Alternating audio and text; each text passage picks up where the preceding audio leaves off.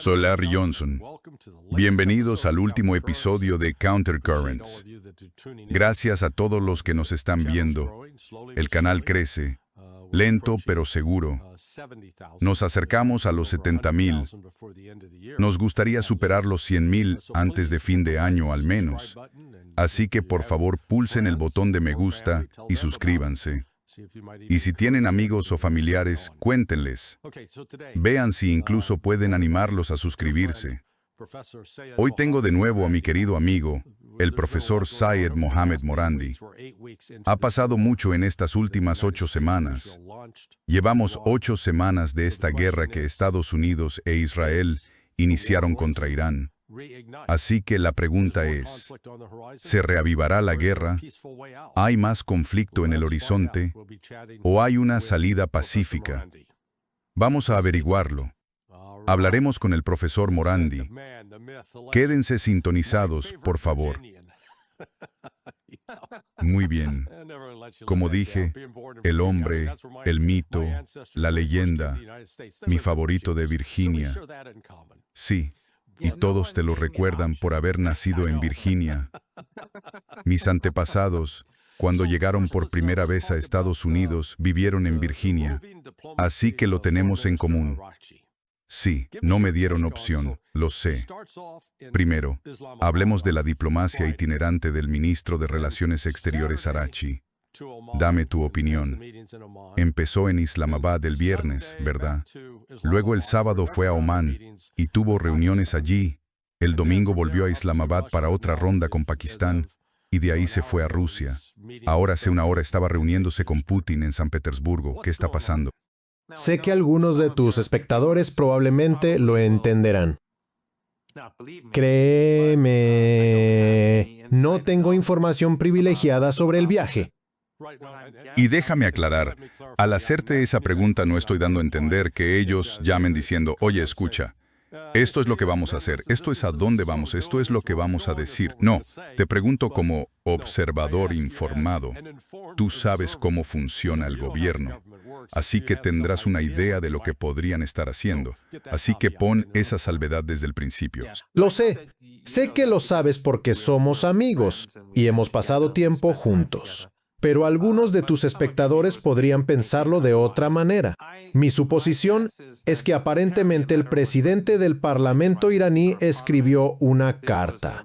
Este fue un viaje de regreso después de que la delegación pakistaní viniera a Irán. Y el presidente del Parlamento, que está a cargo de las negociaciones en nombre del líder y del Consejo Supremo de Seguridad Nacional, envió una carta a sus amigos pakistaníes, a los líderes pakistaníes, y obviamente ellos se la mostrarían a los estadounidenses.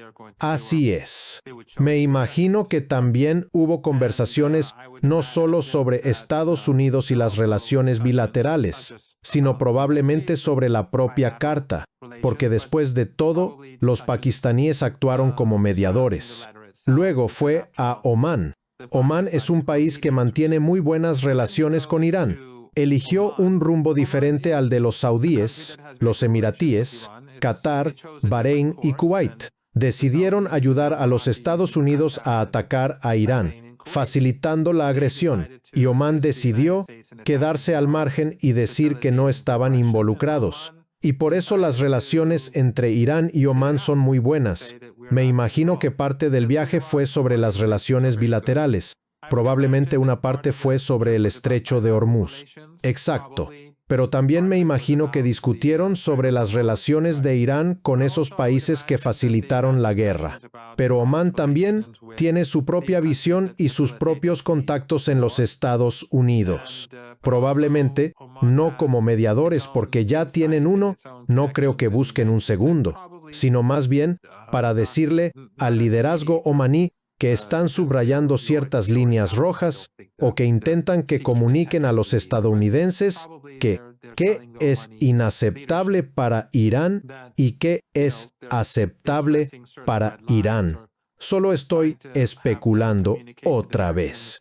Y supongo que la razón por la que volvió a Pakistán fue que hubo algún tipo de respuesta de los Estados Unidos.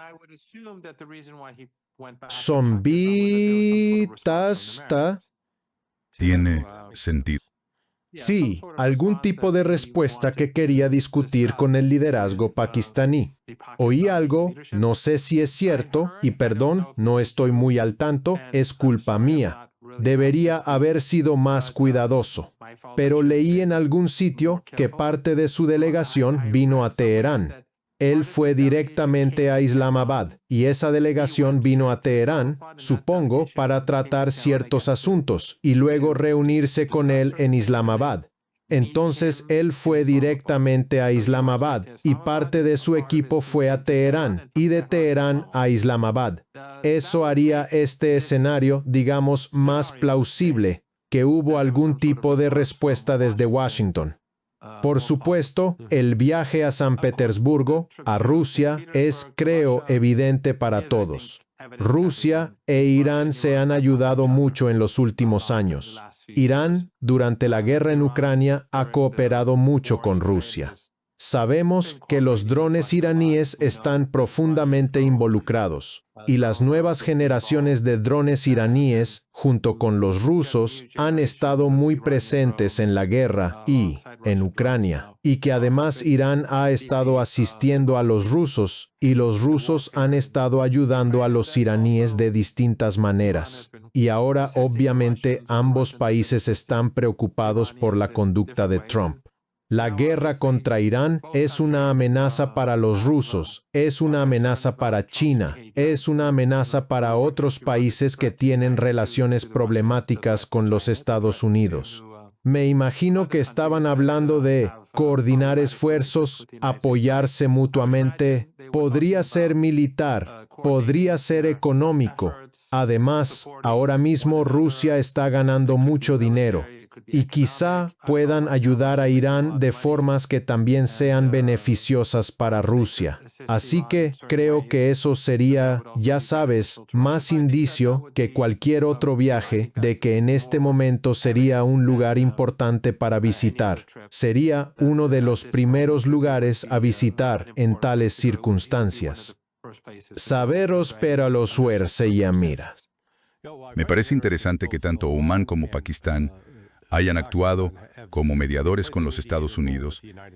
Y, bueno, creo que la razón principal por la que Irán pasó de tratar con Omán a tratar con Pakistán, y corrígeme si lo ves distinto, fue probablemente por la intervención de China pidiendo, oye, vamos a ver si podemos acelerar esto, porque China tiene varios intereses económicos en la región. Sin embargo, lo de volver a Omán, creo que Arachi está allí para hablar con él sobre, bueno, cómo vamos a manejar los pagos, que vamos a cobrar a la gente por entrar y salir del Golfo Pérsico, y así ustedes se llevan una parte. Creo que hubo ese elemento de bajar a la parte empresarial, a cómo vamos a repartirlo todo. Pero mira, lo que encontré interesante en la primera presentación del documento iraní fue, y no recuerdo con quién hablaba, que me lo leyeron, y fue como si no hubiera diferencia real con lo que se presentó hace 2 o 3 semanas. Entonces Irán dijo, recuerden lo que dijimos antes. Sí, seguimos diciendo lo mismo. Y la reacción de Trump fue, oh, esto es mejor. Sí, mejor. Es exactamente lo mismo, ¿sabes? Pero después de esa segunda reunión en Islamabad, no sé si lo habías oído, Pakistán levantó muchas de sus restricciones de seguridad, lo que sugiere que no va a haber más reuniones en Islamabad en un futuro cercano. Y con la llegada a San Petersburgo, ¿viste el inicio de la reunión de hoy con Putin? No. Sí, fue, ya sabes, una reunión muy cálida con Putin. Ahora, ¿crees que parte de esta reunión con Putin y el envío de Arachi es para desmentir ante Occidente esa propaganda israelí que se ha difundido?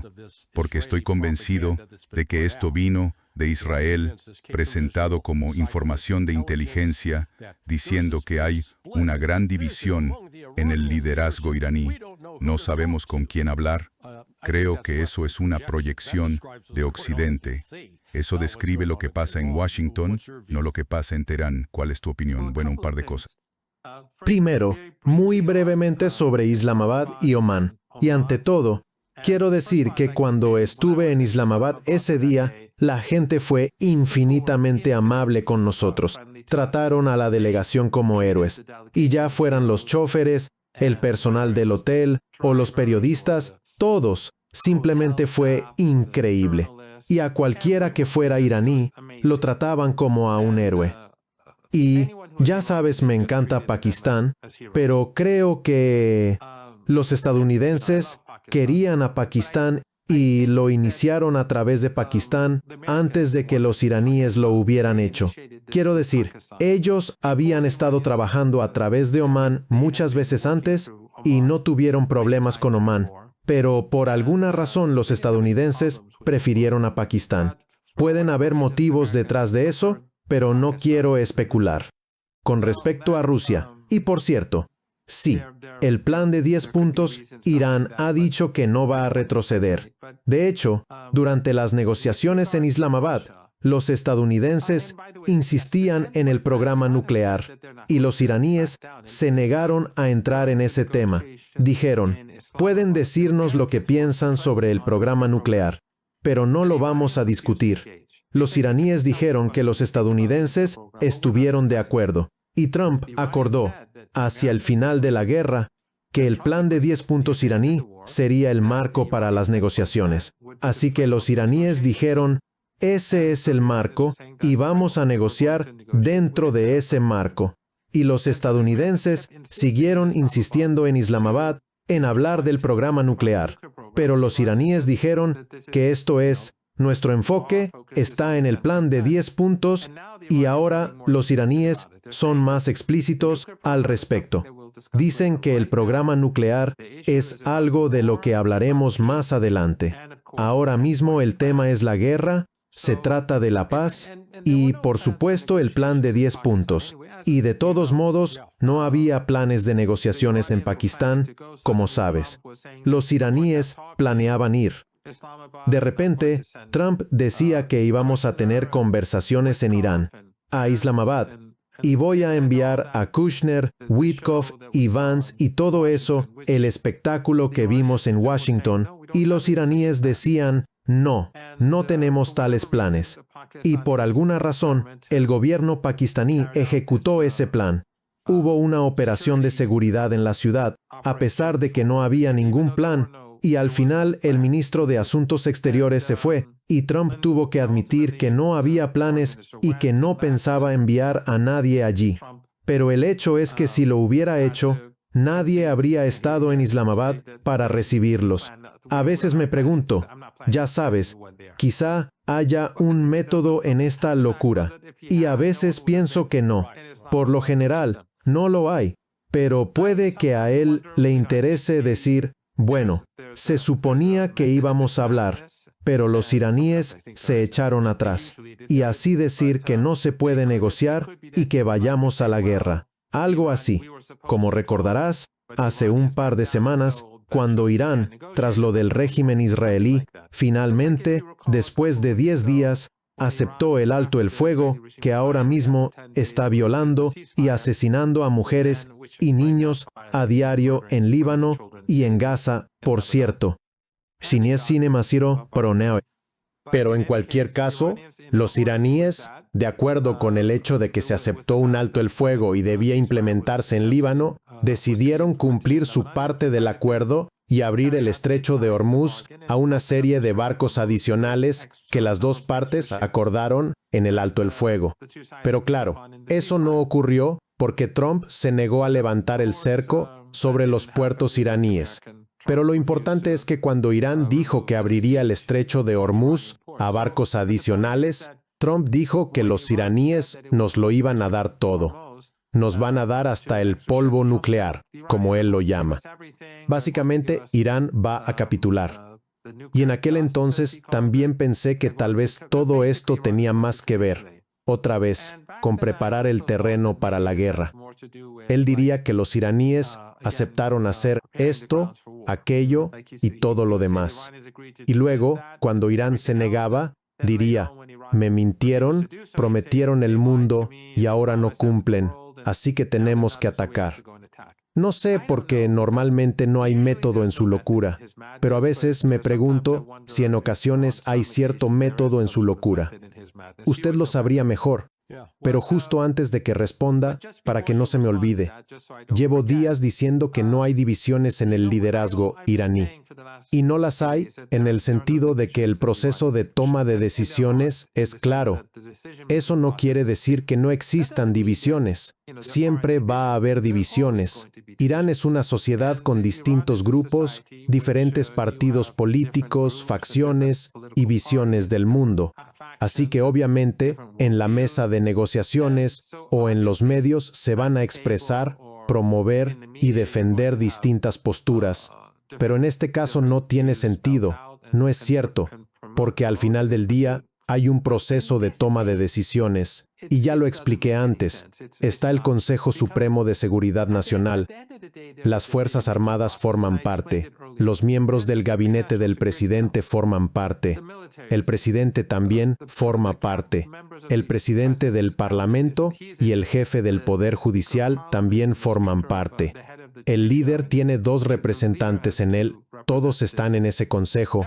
En ese consejo, cuando toma decisiones y el líder las aprueba, eso se convierte en la política iraní, y entonces el doctor Ghanibaf, que es miembro de ese consejo, es el presidente del Parlamento. Él está a cargo del expediente de las negociaciones con Estados Unidos. Así que él es el que toma las decisiones, claro, en coordinación con el Consejo Supremo de Seguridad Nacional y con el líder. Así que cuando dicen que hay divisiones, seguro que las hay, pero no en el proceso de toma de decisiones. Está claro, él es el jefe, es el hombre clave, es el que está al mando. Y si hay preguntas, si hay ambigüedades, acudirá al Consejo Supremo de Seguridad Nacional, lo discutirá con ellos, lo hablará con el líder, lo resolverá y luego volverá a la mesa de negociaciones. Pero en Islamabad no hizo ninguna llamada a Irán. Así que obviamente sabía lo que buscaba, y sin embargo fue Vance quien, a pesar de estar rodeado por 2 partidarios acérrimos de Israel, estaba constantemente al teléfono. Y por supuesto, recientemente hemos visto generales destituidos y, hace poco también, al secretario de la Marina. Y, por supuesto, las divisiones en Estados Unidos sobre la guerra. Quiero decir, si vamos a hablar de divisiones y problemas internos, creo que sería Estados Unidos, que parece más un establecimiento político dividido en lo que respecta a la situación en el Golfo Pérsico. Pero iba a decir algo sobre Trump y su locura.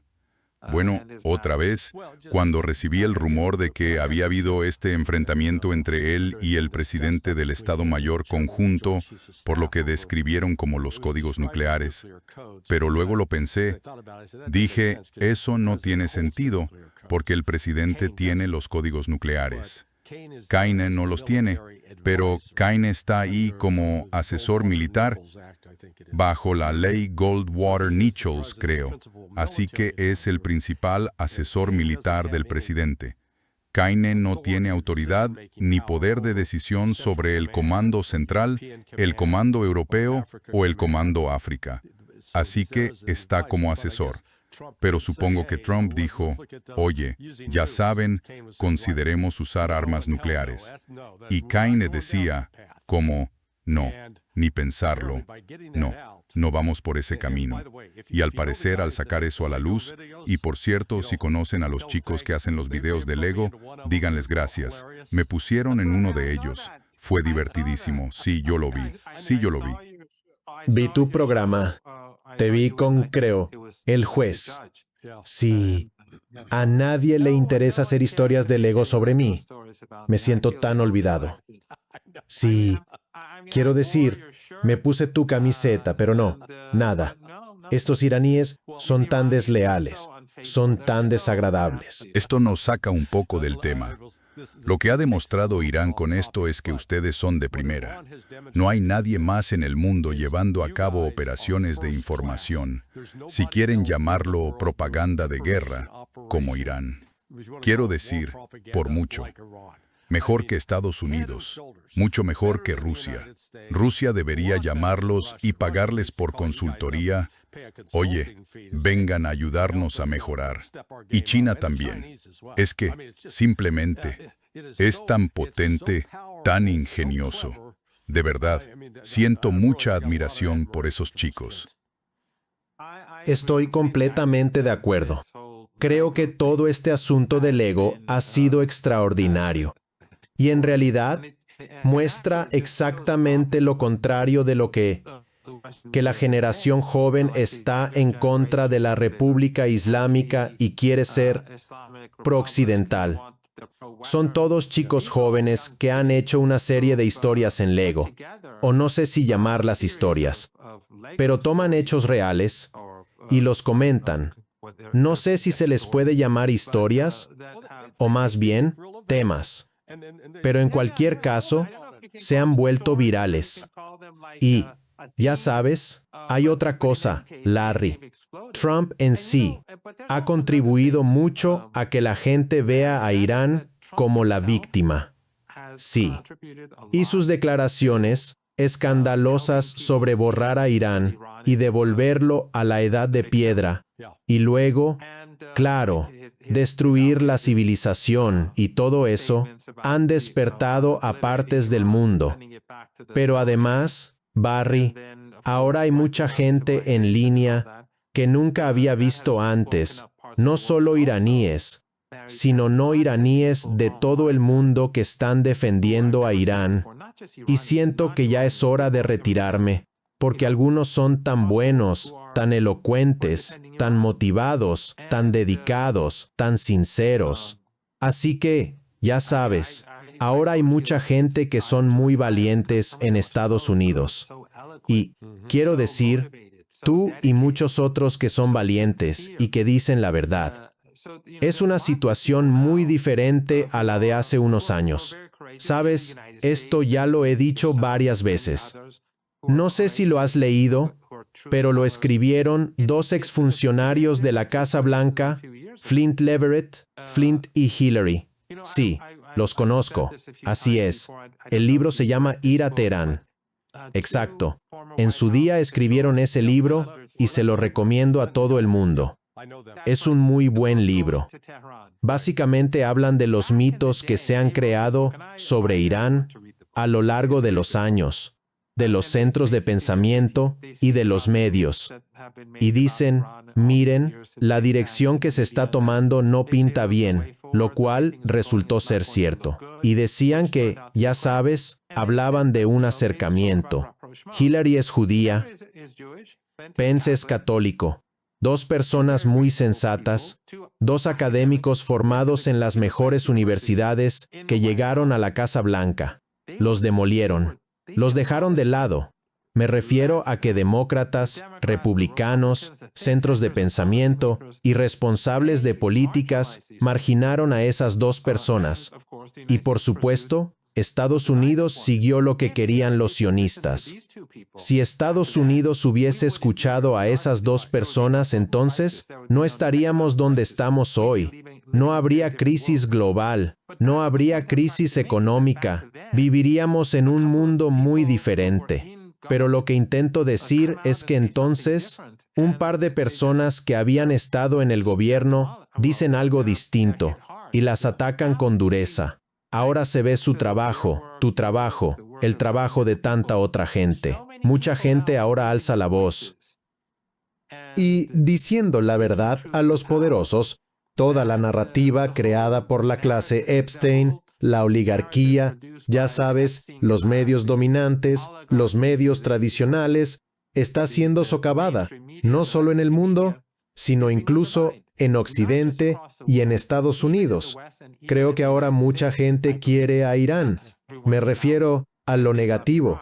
Las imágenes creadas sobre Irán, la narrativa negativa sobre Irán lleva tanto tiempo y está tan arraigada en la cultura estadounidense que costará mucho lograr un cambio real y profundo.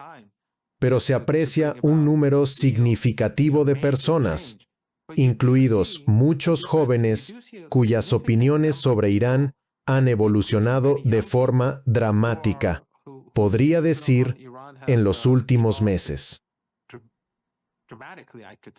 Entor Asir. Bueno, mira, inicialmente vamos con eso de la supuesta división interna. Entonces, ¿cuándo te alistaste en el ejército iraní? Bueno, había el ejército y luego la guardia. La guardia. Y luego existía un sector de voluntarios bajo la guardia al que me uní. Eso sería el Basij. Vale. Algo así como las fuerzas de movilización popular iraquíes al principio, cuando solo eran voluntarios. Entonces, según el calendario iraní, tenía 16 años. De acuerdo. Entonces, sería 1981. Fue en 1982. De acuerdo. Sí, tenía 16 años. Ah, claro. Entonces, eres mucho mayor que el ayatolá. Soy 3 años mayor que él, y yo lo conocía. En realidad fue por pura casualidad. Me entrené con su hermano mayor. Su hermano mayor tiene mi misma edad, y no sabía que él estaba en nuestra unidad.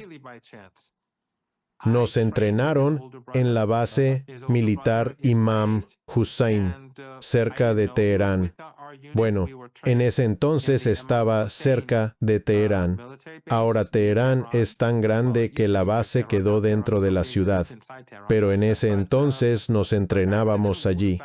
Y había una persona en nuestro batallón, en el edificio donde dormíamos, se llamaba Hosseini. Y después de un par de semanas, la gente empezó a decir que era el hijo del presidente, porque entonces el ayatolá Khamenei era el presidente.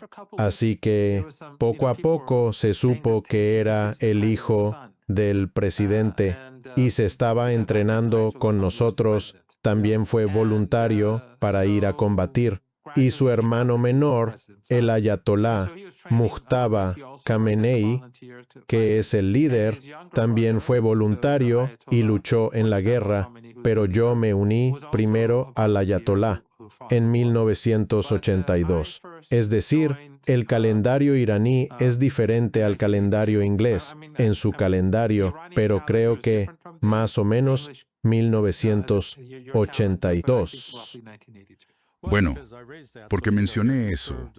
Entonces, ya sabe, aquí usted sirvió junto al hijo de quien luego sería el ayatolá, y también con su hermano menor. El presidente del Parlamento fue miembro de la Guardia Revolucionaria iraní. Él luchó en esa guerra, así que ahí mismo, dentro del gobierno, tiene a 3 hombres que lucharon en esa guerra. Y como sabe, los lazos, las amistades que se forman en combate, duran toda la vida. Es algo que, en cierto modo, es más fuerte que los lazos familiares, porque ha estado en situaciones donde su vida corría un riesgo total. No sé, Arochi, ¿sabe si él sirvió o no? ¿O era demasiado joven? Que yo sepa, el doctor Arochi también fue, como yo, voluntario en la guerra. No sé cuánto tiempo sirvió, porque cuando eres voluntario, vas y vienes. Así que yo iba unos meses cada año hasta el final de la guerra. Y, por cierto, ser hijo del presidente, estos 2 hijos, el mayor y el segundo, es algo muy peligroso estar en el frente. Sí, porque si te capturan, estás en serios problemas. Sí. Así que, ya sabe, habría sido aún más, significativamente más peligroso para cualquiera de ellos, aunque tuvieran nombres distintos. Pero aún así, quiero decir eso, si los capturaban y se descubría quiénes eran, quiero decir, habría sido horrible. Pero hizo falta mucho coraje por su parte. Su propio padre, el ayatolá Khamenei, que fue martirizado el primer día, fue al frente desde el principio como voluntario. No tenía entrenamiento militar previo y estuvo allí cuando Saddam fue en cuanto Saddam invadió. Él formaba parte de una fuerza de comandos, digamos, fuerzas irregulares, dirigidas por el Dr. Chamran, que era el ministro de Defensa en ese momento, así que procede de una familia de voluntarios en la guerra, y el Dr. Polibov fue comandante. Pasó todo, ya sabes, los 8 años peleando en la guerra. Era un comandante de alto rango. Su hermano murió como mártir, como voluntario bajo su mando. Así que, ya sabes, mucha gente son personas que hicieron grandes sacrificios en los años 80. Y tienes razón. La guerra, a veces la gente pregunta, ¿cuál es uno de los momentos clave de tu vida? Hay muchos, pero uno de ellos para mí fueron las armas químicas. Y eso cambió mi perspectiva sobre Occidente, sobre los Estados Unidos, sobre los alemanes y, ya sabes, sobre los gobiernos. Claro, no sobre la gente corriente, pero, ya sabes, cambió por completo mi visión. Algunas personas dicen que soy muy duro cuando discuto con esa gente. Digo, bueno, ya sabes, he visto cosas. Y hoy en día lo vemos todo el tiempo. Todos los días ves niños asesinados en Gaza, francotiradores disparándoles en la cabeza, y en Líbano bombardean casas, masacran familias. Así que siempre indigna ver lo que Occidente, el régimen israelí y los sionistas le hacen a la gente. Pero en aquel entonces no había Internet, y cuando sobreviví a ataques con armas químicas, en ambas ocasiones. Pero más que cómo me afectó a mí, fue, creo que ya te lo conté antes, quizás cuando estuvimos juntos o en tu programa. Una vez fui a Halabchis poco después del ataque, donde 6.500 personas fueron masacradas por Saddam Hussein con un agente nervioso. Fui allí. La ciudad estaba vacía, pero las puertas de las casas estaban abiertas. Las puertas de los patios estaban abiertas. No puedo decir que me traumatizara, pero me impactó mucho recorrer esa ciudad. Y la segunda vez fue cuando fui a un hospital en Teherán, el Hospital Imam Hussein, cerca de la Plaza Imam Hussein. Y habían traído, en los días previos, a un gran número de iraníes que eran víctimas del gas mostaza, y un amigo me pidió que fuera a visitar a algunos de esos jóvenes. Y eso fue traumático. Fue una experiencia horrible. Y eso fue, sí, muy doloroso porque tenían ampollas por todo el cuerpo y estaban por todo el hospital. Había demasiados, y las ampollas estaban alrededor de las bocas, en las zonas sensibles y por todo el cuerpo. Zonas Pardestín. Paladlestín. Y muchos de ellos murieron después, porque eso es lo que hace el gas mostaza. Pero eso, puedo decir, fue traumático. Y sí. Adelante.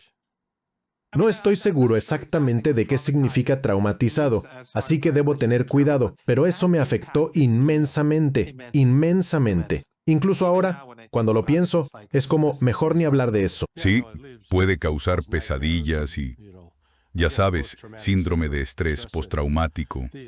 Pero el punto general que quería hacer es que ahora la generación actual de líderes, que son básicamente de tu edad, quizá un poco más jóvenes y un poco mayores, pero esa generación se formó en esa guerra entre 1980 y 1988. Y comparten un vínculo. No creo que haya habido una generación de líderes iraníes como la que existe ahora, formada en ese crisol de guerra. Creo que ese es un elemento o factor importante en todo esto que Occidente no está entendiendo. ¿Crees que exagero? Totalmente correcto. Sento pereces y taletos quisites seomes. Hay que omes y taletos sigue. Y el presidente, señor Shah, también fue voluntario en la guerra. Pero añadiría algo a esto, ahora que lo dices. La generación joven de hoy en Irán ahora tienen una experiencia parecida, sí, en el sentido de que esta guerra fue realmente diferente.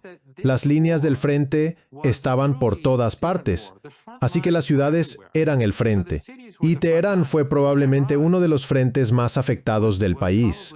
Algunas ciudades cerca del Golfo Pérsico fueron muy golpeadas y otras, como Esfahán, pero Teherán estaba entre las ciudades más afectadas. Muchos civiles masacrados, muchas familias destruidas, mucha infraestructura bombardeada, escuelas, hospitales, ataques de doble impacto en muchas ocasiones.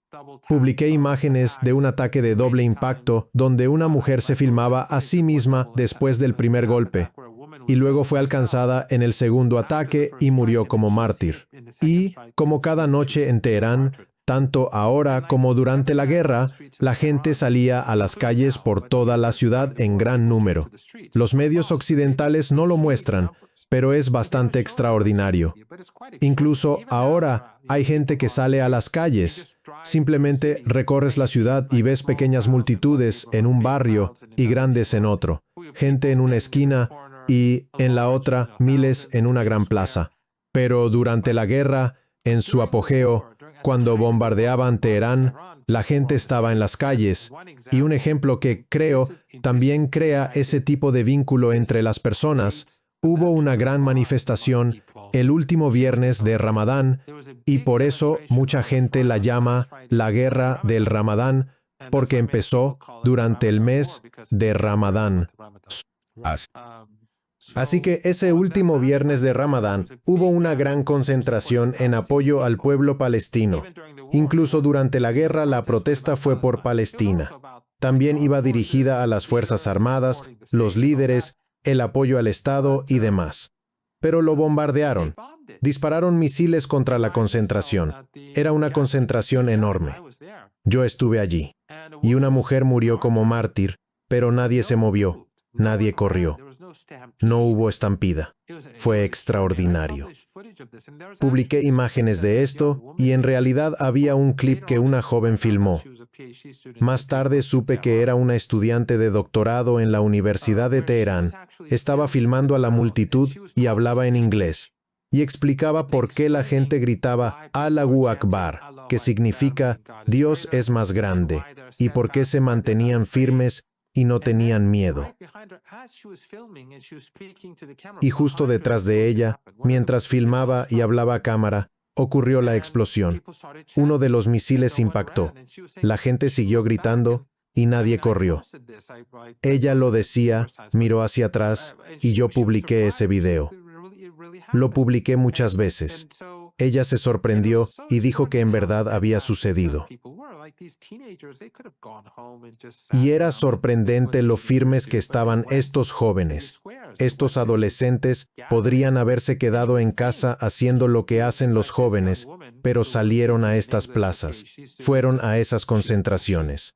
Y pensarías, esta joven que hablaba en inglés, estudiante de doctorado, que filmó el impacto del misil, donde otra mujer murió como mártir. Pensarías que iba a salir en todos los grandes medios de comunicación occidentales. Habrían querido su versión de lo que pasó, pero hubo un apagón informativo, solo en algunas redes sociales. Y gente en redes, como yo, compartíamos clips del misil impactando. Pero el punto es que muchos jóvenes ahora están comprometidos con la revolución y la defensa del país, igual que nosotros entonces. Y ves a todos estos jóvenes, como mi barbero, pues su hijo, uno de sus hijos, iba por las noches algunos días a colaborar en esos puntos de control. Así que tenías a todos esos jóvenes montando puestos de control bajo la dirección de la policía y los guardias y demás.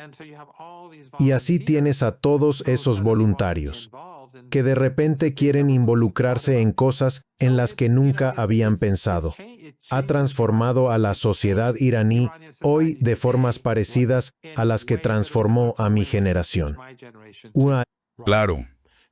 En ese momento, durante la guerra, hubo en Irán conciencia de cuánto Estados Unidos apoyaba a Saddam, proporcionándole inteligencia y los químicos precursores. ¿Se reconoció eso entonces o salió a la luz después? Creo que sí había conciencia. No creo que los detalles salieran enseguida, pero sí había mucha información. Por ejemplo, y es algo perturbador, tras Halabche, donde asesinaron a unas 6.000 o 6.500 personas, yo fui allí poco después del ataque. Los periodistas extranjeros también fueron llevados enseguida, y esos periodistas de medios occidentales, como la Corporación Británica de Radiodifusión y otros, volvieron a sus países. Y no hubo cobertura. Hubo algunas notas sobre lo ocurrido, pero no fue tratado como un gran tema en los medios. Por supuesto, entonces no había Internet, así que había que esperar a los periódicos. Pero no hubo reportajes importantes.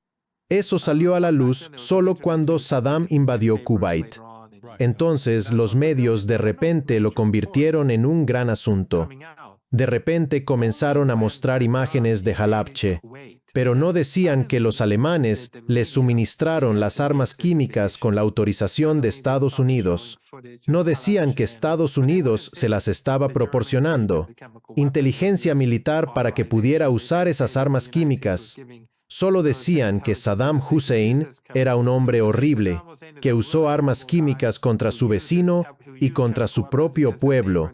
Eso solo empezó a decirse después de que invadiera Kuwait. Así es. Bueno, y entiéndeme, he hecho algo de investigación adicional.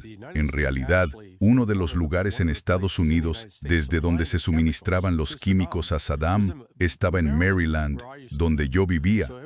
Así que venían de Maryland, no solo de Alemania. Y eso, creo que ya te lo mencioné. Uno de mis amigos y mentores, ahora fallecido, Pat Lang, era quien entregaba en mano la inteligencia a los iraquíes. Y no hablo, ya sabes, de llevar en mano información sobre la comida favorita del Ayatollah Khomeini. Era sobre la ubicación de tropas, puntos vulnerables, etc. Inteligencia operativa que podía usarse para atacar. Y creo que empezó a hacer eso a principios de 1987, porque Saddam se enfadó con Estados Unidos y con la Agencia Central de Inteligencia, porque antes de eso, la Agencia Central de Inteligencia manejaba todo eso. Un hombre llamado Tom Twenton estuvo involucrado desde el principio, y para entonces, creo que Twenton estaba a punto de convertirse en director de operaciones. Pero cuando salieron a la luz las revelaciones de Irán-Contra, de que Estados Unidos también vendía armas a Irán que se usaban para atacar a los iraquíes, Saddam se enfureció y dijo que no iba a tratar más con la Agencia Central de Inteligencia, y desde entonces solo trató con los militares durante los 2 últimos años. A Pat lo acompañaba un teniente coronel llamado Rick Francona. Menciono todo esto porque en aquel entonces, cuando la ira se volvió contra Saddam, yo no tenía ni idea de la profundidad de la relación de inteligencia de Estados Unidos con Saddam. Quiero decir, estábamos hasta el cuello metidos en eso. Y luego, en un periodo de como año y medio, hicimos un giro total para convertir a Saddam en el gran villano, cuando fuimos nosotros los que lo habilitamos por completo, por el amor de Dios. Y después, más tarde, hay que encontrar esas armas de destrucción masiva. Ah, ¿te refieres a las mismas armas malditas que nosotros proporcionamos? Perdón. No, tienes razón, totalmente. Es como Siria. Lo de las armas químicas es como en Siria. Es decir, están apoyando a Al-Qaeda en Libia. Los mismos que perpetraron el 11 de septiembre hace apenas una década, matando a 3.000 personas. Y es como, bueno, ahora, claro, parece que la historia es mucho más grande que solo Al-Qaeda y que agencias de inteligencia occidentales o el Mossad sabían de antemano lo que ocurría. Pero en cualquier caso, cuando entraron en Libia para derrocar al gobierno Turquía, Erdogan, Qatar y los sospechosos habituales, lo estaban ayudando a derrocar a Gaddafi. Sí, pero estaban usando combatientes de Al-Qaeda. Sí, o terroristas de Al-Qaeda. Y es que, literalmente, era el aniversario. 11 años después del 11 de septiembre. Claro, pero es simplemente increíble. ¿En qué? Sí, quiero decir, fue en el aniversario del 11 de septiembre cuando atacaron la base de la Agencia Central de Inteligencia en Benghazi. Exacto. Y lo llamaron el Consulado de Estados Unidos. No era un consulado, pero el embajador Chris Stevens era quien se encargaba. Él hacía de enlace con los turcos, porque 7 días antes, David Petraeus había viajado a Ankara para decirles básicamente: oigan, el envío de armas que tenemos en marcha, tenemos que detenerlo temporalmente, porque la campaña de reelección de Barack Obama en 2012 estaba nerviosa de que algo pudiera salir a la luz, así que teníamos que cerrarlo. Ese fue básicamente el mensaje. Y Stevens, por eso estaba en Benghazi, para trabajar con su homólogo turco y asegurarse de que pudieran cerrar esto o gestionarlo de otra manera. Y puede muy bien que algunos de los grupos que esperaban ser armados se enfadaran con ellos. Esa pudo ser la razón por la que atacaron. Nunca lo sabremos. Pero sí, esta duplicidad en la que Estados Unidos ha estado implicado durante años es como, ¿qué país en el Oriente Medio o en Asia Occidental podría siquiera negociar con Estados Unidos esperando que actúen de buena fe? ¿En qué se basarían? Totalmente. Sí, es sí. Sí, totalmente. Quiero decir, es sorprendente, tanto en lo de las armas químicas como en lo de Al-Qaeda, que son dos de las cosas más terribles que hemos visto en las últimas décadas. Por supuesto, excepto por el régimen israelí y todas las guerras que ha provocado. En ambos casos, lo increíble es lo rápido que cambiaron. Le entregaron armas químicas y luego se volvieron contra él usando esas mismas armas químicas, o libraban incontables guerras contra Al-Qaeda, y de repente trabajaban para Al-Qaeda. Es increíble. No sé si tuviste oportunidad. Yo hice un artículo recientemente abordando todo este tema de que Irán es acusado de ser un gran patrocinador del terrorismo. Y cuando te acusan de patrocinador del terrorismo, eso significa que proporcionas dinero, entrenamiento y apoyo a grupos que llevan a cabo ataques contra ciudadanos estadounidenses. Lo leí, sí. También hiciste un video, sí. Pero el punto es que, cuando miras los números reales, el mayor patrocinador del terrorismo es Estados Unidos. No es Irán. Y no es que Irán estuviera, entre comillas, patrocinando el terrorismo para atacar a Estados Unidos por sus valores o por odio a la libertad. Se trataba de apoyar a las poblaciones chiíes que estaban siendo atacadas en el sur del Líbano.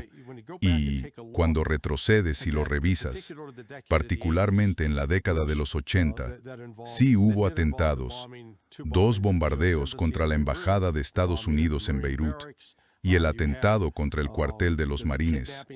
Hubo secuestros, como el del jefe de estación William Buckley, luego el de Rich Higgins, y todo un número de profesores y periodistas. Todo eso estuvo relacionado en parte con el apoyo de Estados Unidos a la guerra, tanto la guerra contra Irán a través de Irak, como la que Israel llevaba a cabo contra el Líbano. Lo fascinante es que cuando miras los números, y repito, cuando sumas todo, la pregunta que me hice fue ¿cuántos estadounidenses ha matado Hezbollah en ataques terroristas gracias al apoyo iraní? ¿Y cuántos por Hamás?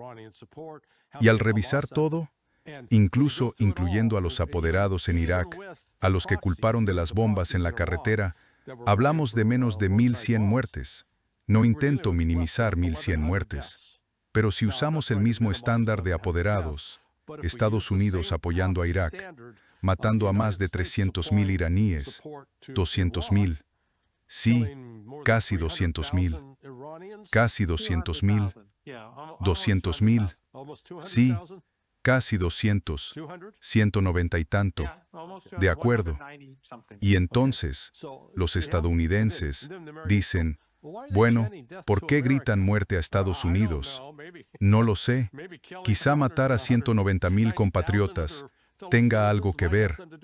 Y luego está la organización de los muyahidines del pueblo de Irán y su apoyo continuado al terrorismo.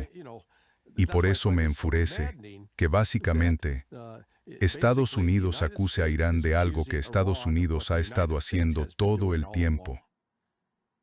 Y en Irak, Afganistán y Líbano, como señalas, Irán apoyaba a esos distintos grupos, pero al final del día, esos grupos estaban luchando contra una ocupación, como si mañana, Dios no lo quiera, Irán invadiera Afganistán o Turkmenistán o Armenia o donde fuera, y hubiera una resistencia. Sabrías por qué.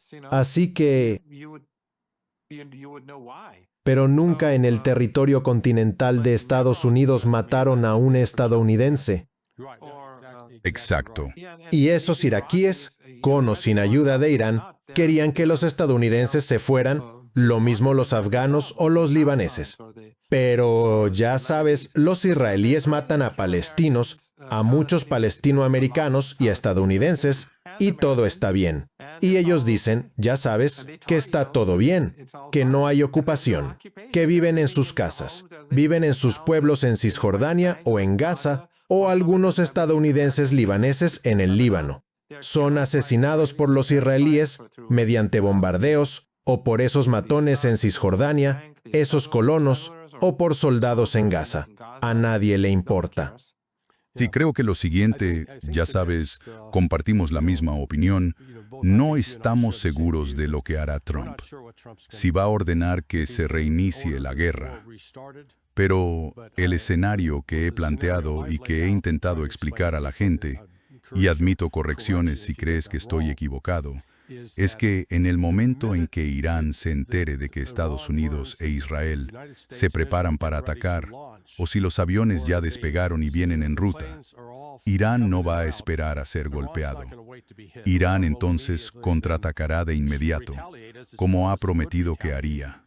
Y creo que esta próxima ronda de represalias sería mucho más severa que cualquier cosa que Occidente experimentó en las primeras 5 semanas. Y aquí me pregunto sobre la relación de Irán con China, porque la realidad es que me gustaría ver a los de Lego hacer la película y mostrar a Xi Jinping sentado en una sala de cine comiendo palomitas, viendo la guerra de Irán contra Israel y Estados Unidos, reconociendo que cada día que Irán pelea contra Estados Unidos, está agotando el arsenal estadounidense que algún día se habría usado contra China y que ahora ya no está disponible, y que China está bastante satisfecha de dejar que Irán sea el apoderado que debilita a Estados Unidos. ¿Qué piensas de eso? Bueno, Irán no sería un apoderado. Suele usarse ese término, pero Irán, por supuesto, es un país muy fuerte e independiente. Pero creo que no hay duda de que tanto Rusia como China se benefician de esta guerra. Al igual que en el caso de Ucrania, que los rusos estaban frenando a las fuerzas respaldadas por Occidente y que Occidente vertía tanto dinero en Ucrania, también benefició a Irán y a China. La guerra comercial entre China y Estados Unidos beneficia a Irán y a Rusia porque cuanto más antagonismo hacia Estados Unidos, más convergencia hay entre estos países. Así que Trump y en general Estados Unidos han sido muy buenos para unir al mundo en su contra, y Trump ha sido un maestro en eso, más que ningún otro presidente antes. La relación entre Irán y Rusia hoy ha alcanzado un nivel completamente nuevo, y no hay duda de que los chinos también se están beneficiando de esta guerra. En Estados Unidos creo que esta guerra es un punto de inflexión. Creo que es una señal del colapso del imperio. No quiero decir que vaya a terminar mañana. Aún así, como señalaste, tú y yo no sabemos lo que va a pasar, y quizá antes de que salga este video ya haya guerra. No lo sé, es muy posible, pero no creo que, independientemente de lo que haga Estados Unidos, incluso si se embarca en otra ronda de guerra, eso vaya a cambiar algo. Va a hacer del mundo un lugar peor. Si Estados Unidos entra en otra guerra o continúa esta con Irán, creo que un colapso económico global o una depresión sería inevitable. Ahora mismo hay mucho daño y cada día va a empeorar, y si las tensiones disminuyen, seguirá empeorando, pero una depresión podría probablemente... Pero si hay más guerra, creo que tienes razón. Irán responderá con mucha fuerza. Se han estado preparando día y noche, y creo que entonces, en esas circunstancias, una depresión económica global que afectaría y cambiaría la vida de todas las personas en este planeta sería inevitable. Sí. Bueno, estamos grabando esto el lunes 27 de abril. Probablemente salga el miércoles 29.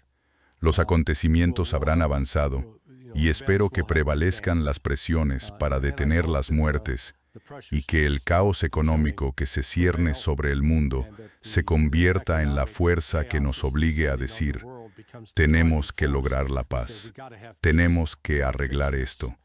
Entonces, hermano Morandi, como siempre, agradezco tu tiempo. Les animo a quienes hayan disfrutado nuestra conversación a que le den me gusta y se suscriban al canal. Estamos haciendo crecer el canal. Y mi amigo, aunque no se puso la camiseta que le regalé, no pasa nada. Hoy lo dejo pasar. Pero la próxima vez será obligatorio. Ojalá, cuando termine la matanza en Gaza y en Líbano, yo lleve puesta esa camiseta y estemos juntos en algún lugar con nuestras camisetas uno al lado del otro. Celebrando la paz. Muy bien, gracias querido amigo, muchas gracias, hermano, un placer hablar contigo, adiós, que Dios te acompañe.